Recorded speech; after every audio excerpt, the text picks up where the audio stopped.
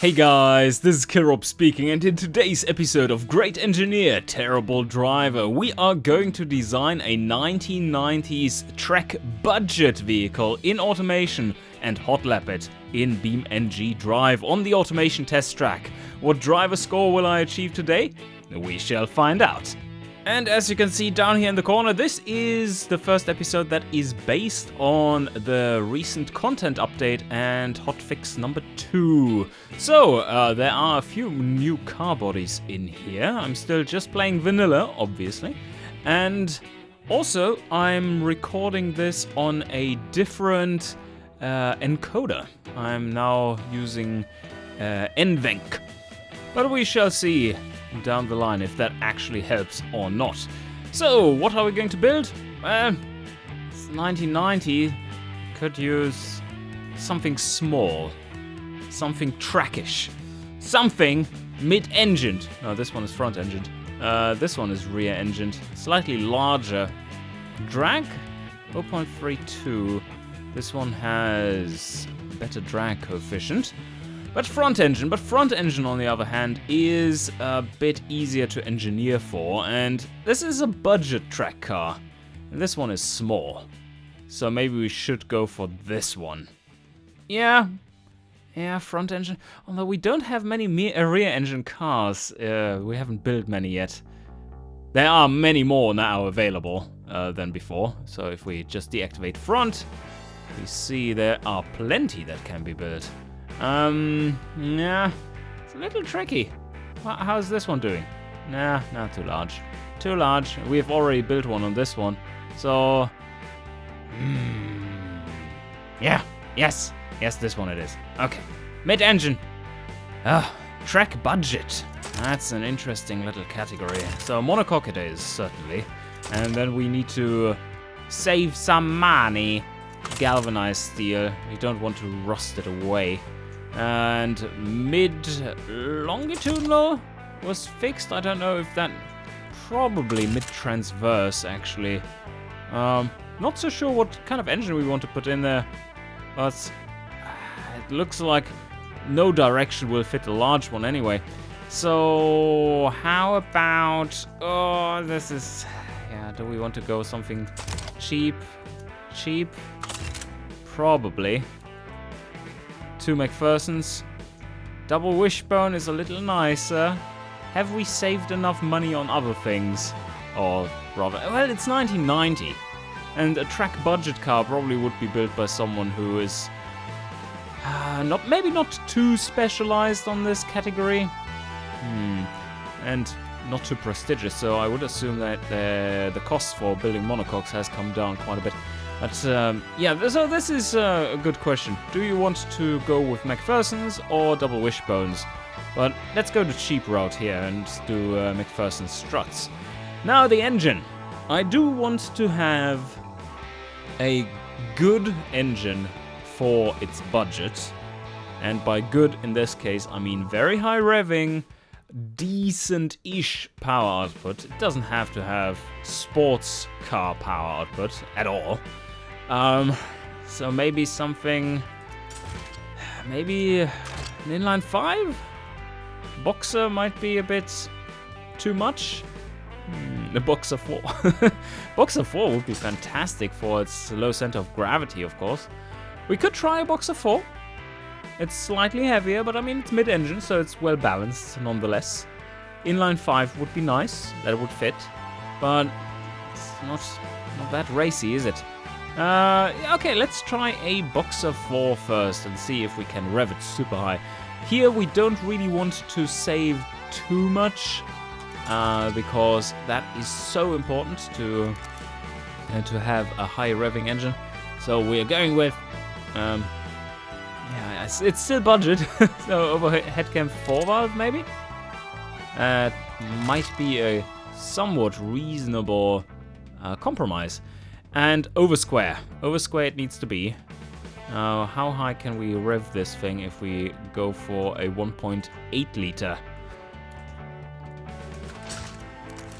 Just cast internals, nothing fancy here. And VVT, yes, we do want VVT. As a starter, I'm going with cam profile 80, and then we can always tune from there. No turbocharger, that complicates the engine a little bit too much service costs and so on, so it is the budget category that would affect negatively our affordability. And we do have to go with multi-point fuel injection. Anything else? So this is basically the big ticket item on this engine, and maybe... do we want to invest even more in this? No. Go easy. Single, performance, and 95? No, let's go with the weak option, 91.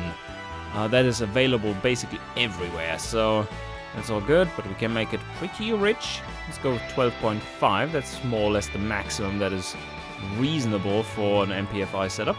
And we probably can rev this to something... not that. 7,500? Maybe?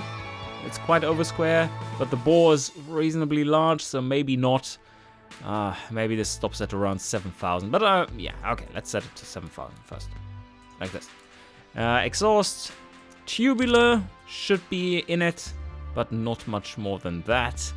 We do need a three-way cat and... straight through muffler. And that is about what I was going to aim for.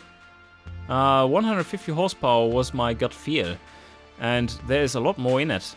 Well, a lot more. We chose the horse piss fuel, almost. So there's a bit more in it here. 151 horsepower, and we did indeed have it rev to 7.5 if we wanted to, but it's not required. One more step. No, it continues to increase the performance index, which is a good measure of how effective that engine is overall. And this is pretty nice. I mean, this engine doesn't weigh all too much. It has a more than 1 horsepower per kilogram ratio. That's pretty nice. And is it well set up? Reasonably well set up. A little buggy. Bug on the engine. It's happy bug. And now let's test it. Manual.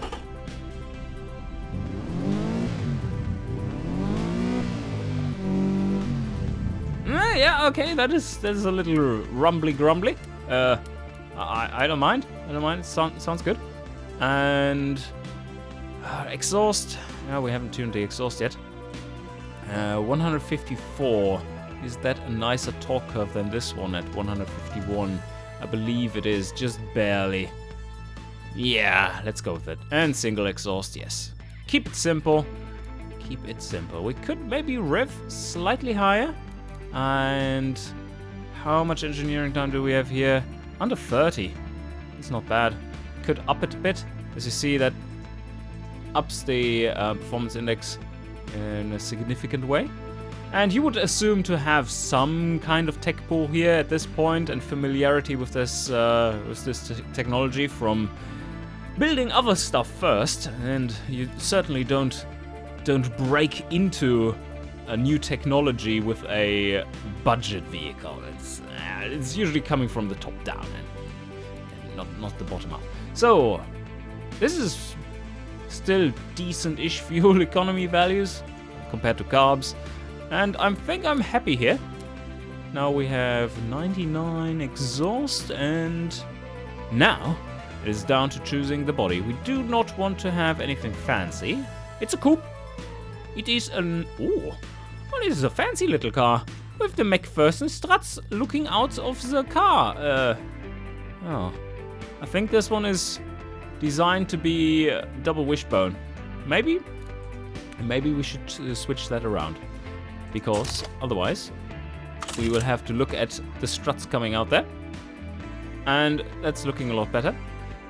Now that we have switched it around to be double wishbone, we have basically decided on, okay, that is our big investment for this car. Apart from it being mid-engine. So let's make it shorter.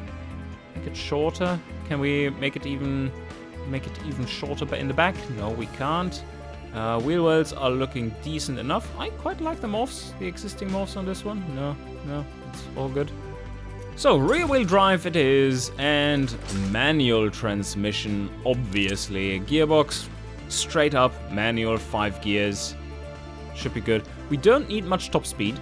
That is not what this car is about. It is more of a, let's say, the vehicle someone would swap into another engine and just like it for its lightweightness and its capacity to do street course runs. So, differential. I think we are fine with open. I think we are indeed fine with just an open differential because we don't have that much power. We have a good share of the weight on the rear, so that gives naturally a lot of grip and saves us some time. Double wishbone is expensive, yo. Tires, very important. Sport compound, or should we even go for semi-slicks? Let's see how expensive that is first. So for the front, probably pretty narrow tires. 175 should be enough. The rear, I don't think we need more than 235s, and 235s probably are more than enough. Let's see how much that costs. No, 360. 438. We could try to go for those to start with and then see how that pans out. What is our tire profile? Currently, well, yeah, we do need a bit more rams. 45 in the rear. It's an awkward rim diameter, of course. But yeah. And, oh yeah, alloy. Alloy, rim material. Magnesium is a bit too expensive for a budget vehicle, but you do want to have the tires as lightweight as possible because that gives you a better ride and a more sporty one too. So, vented discs, yes, you do need vented discs, but I don't think we need anything fancy here. So let's go with 1 piston each, and do we even need that? Maybe, well, no. The weight balance is such that front and rear basically are equal. So we do need vented discs in the rear as well. Let's go with 275s front and rear and then see how that pans out. For the pad type, I think I'm going to aim at 70 to start with. This one is interesting too. Under tray, you basically don't need that because this is not a vehicle for high speeds. This is a vehicle for like close quarters, tight corner brawling. We could of course go for a 1-seater, but that limits our sales option a little too much. Like this, as a 2-seater, you can also sell it into the light sports budget category, and that's never a bad thing if you have a bit more market than the 3 people that are willing to buy a track car. Anyway, entertainment, none. Basic interior, there's nothing needed there. For light sport, I think you would go for standard and maybe basic here, but basic cassette, maybe. Yeah, probably. But yes. Oh, here, power steering, none. ABS, yes, maybe yes. But not traction control. Traction control is not needed here. ABS would be in this vehicle from the manufacturer having already researched it ahead and now just wants to implement into everything to make the costs back of researching this, basically. And engineering time. Well, engineering time will change. Oh, it's not saying too much there. I think, what do I have ABS at? I think it's something like 20 months or something crazy now, 15 to 20 months. So that will take a while to engineer, and that will make breaking into new technology, all this stuff. In automation currently, there is no real barrier to selecting it once it's out, because the engineering times aren't that crazy. But in the next update, I've rebalanced it such that to get that new technology, you will have to have a significant investment, and that means that you will not see instantly cars appearing just magically with all those traction aids in the 90s, but instead that will be a bit of a grind to get them. Okay, safety. As little as we can get away with. So maybe standard 80s? I hope that's enough. And springs, standard springs, but Oof. Maybe adaptive. Maybe that is another point where we want to invest a bit more.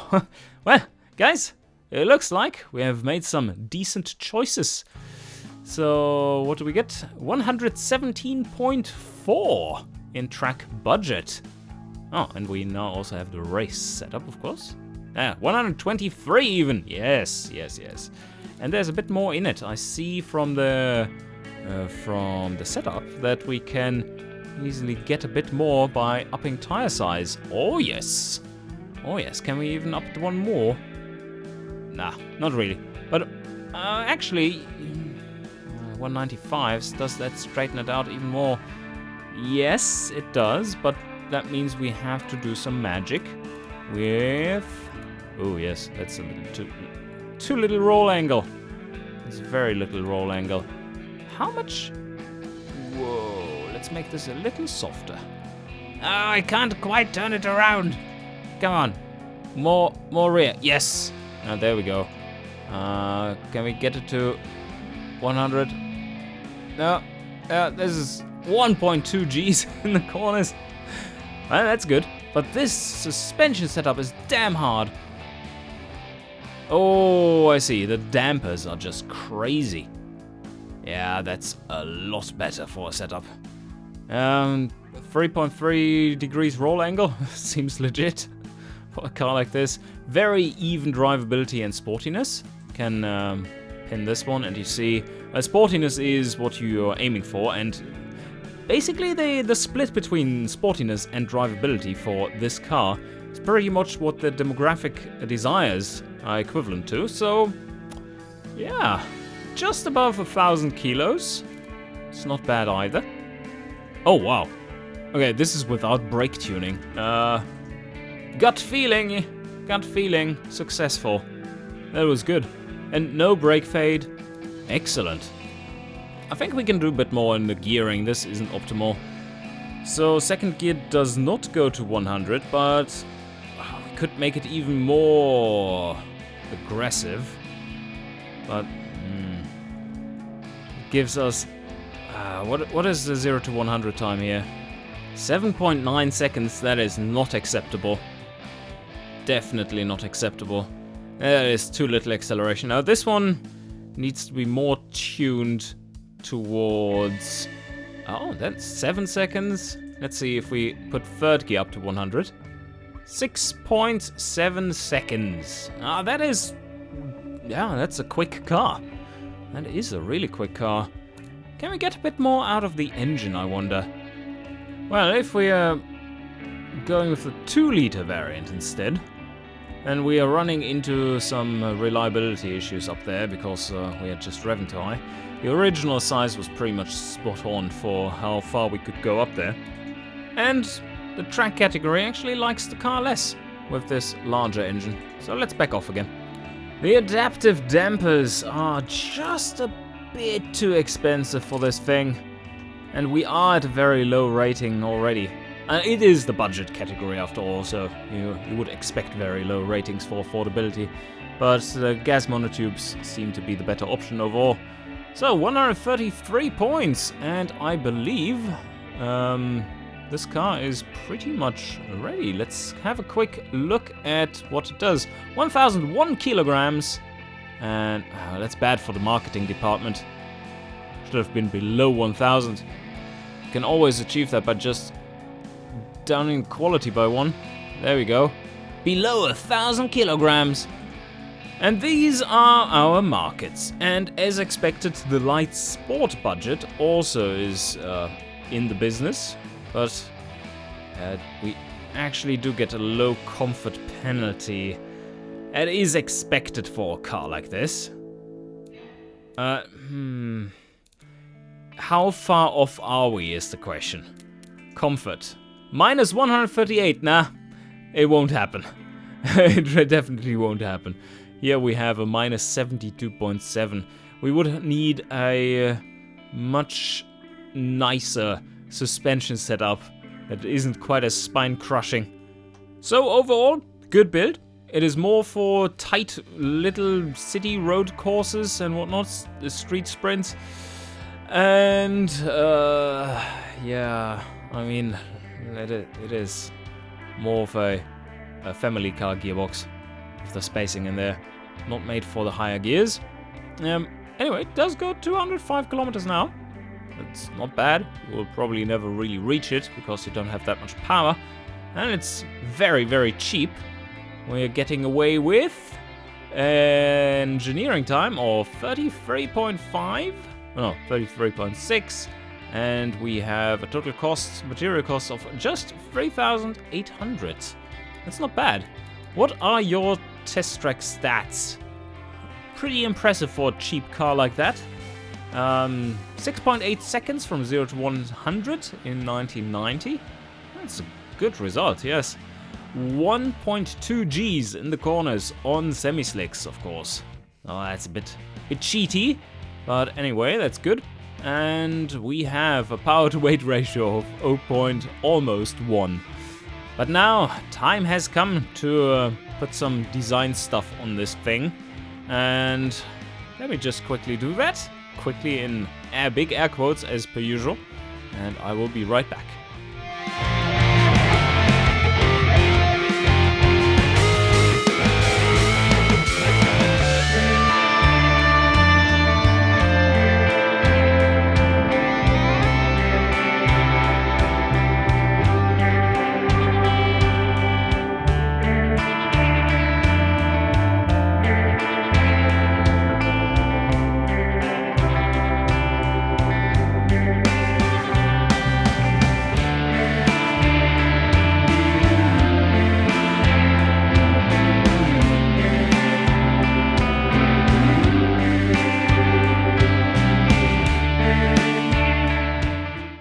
And here it is, the Cerebus Striker. It is a track budget car. It is not all too fancy, but I think in its simplicity, it is not too bad looking. I tried to keep it toned down, but I was struggling designing something after such a long break of, how long? 3 weeks or something. Not even that, probably. But yes, I think this is pretty much appropriate. Basically used some design features from the front and the rear, but didn't overdo it. Pop-up headlights, they kind of look good popped up as well. And I tried to not make it look quite like other stuff we have designed for. That was a little bit more track friendly in the modern era. Or semi-modern era. And I think I succeeded. Let's hope it drives the way it looks. So, this is the Cerebus Striker. Or Cerebus? What do you call it? Cerebus? But the Greeks didn't speak English, so it's hard to tell. Anyway, we have to take a quick look at the test track and its performance. So, here we go. Oh yeah. Oh, very short gears. There will be a lot of shifting. Oh, it almost gets to its top speed too. Don't think it has to lift here. No, it's just going flat out. Almost 200. Not the speediest of cars. And to the line. Let's see what time we get. Whoa. 2 minutes 26:03. Such a nice and clean look to this car, and even the rear. The more I look at it, the more I like it. Let's export it to BeamNG.drive. No, wait a second.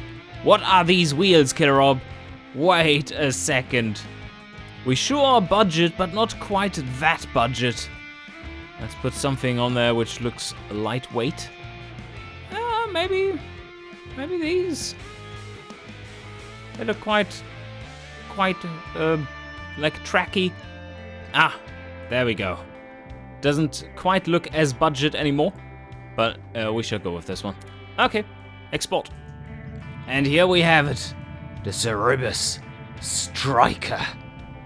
Turn on your lights, mate. Turn on your lights. Yes. Oh, it's just the lights down there missing somehow. But anyway, it's such a Somehow elegantly simple looking sports car this. I quite like it, but let's see how it actually drives. So this is of course a full manual, and it sounds like a budget sports car. So let's go. And first gear is not very long. Okay. Alright, well, it has grip. It sure has grip from the start. No wheel spin whatsoever. And whoa, this feels responsive. No wheel spin, nothing. It's just gliding through here. Pretty short gearing, mind you, but I don't mind. I don't mind. Does it have to brake here? No, it just turns in. This is great. Oh, no braking instability. Just turn around. And second gear. Up. Wow. Okay. Okay. This is not half bad. How fast can it go through here? Okay, that was not even close to the limit. It has grip like crazy. Alright, I shall warm up a little bit with this car, and then, once I'm ready, let's get into the hot lap. And we are ready to set off. Go! Yeah, not too much wheel spin, or basically none. And third already, just tapping the brakes here, it turns in by itself. So fast, 85 through here, just glued to the inside of the corner. I'm still on full throttle, 115. This is fantastic. Alright, stay in fourth, and lift off slightly just to stabilize, and now on the brakes. And in third, easy, super clean through here, and then full throttle again towards Caswell's carousel. And fourth. And now, how fast can we go through here? Is it 97 or 97 through there? Whoo! Okay, now Daffy Flyer. And fifth gear. Yep, this is where it shows its weakness. There's not much power in it, but that's basically its strength at all other speeds. 185, this no lifting, nothing, just super smooth through here. This is excellent. Now the only bit that is a little tricky, and slowly reducing the speed. Fourth, and 105, and back on the accelerator, and out of here, perfectly smooth. This is amazing. Okay. No, I revved out. And now brakes. And third, oh, the brakes are too good. And back on throttle. Well, I lost basically a second there, I would guess. But, I mean, terrible driver and all. I was a little too slow. But it just glues to the inside. It's amazing. Third again. And even through here, which all other cars are struggling with, this is just fantastic through there. Alright. Now the Cossack corner. And maxing out third. Yes, it just sticks there. And a little braking, turn in, and full throttle again. To the line, fourth. Go, and 126.19. The Cerebus Striker. What a fantastic car it is to drive. It's just a pleasure. I mean, this thing would be selling so well if it wasn't for the spine-crushing low comfort level. Yeah, it would cater to more markets then, but that would remove its awesomeness on the track.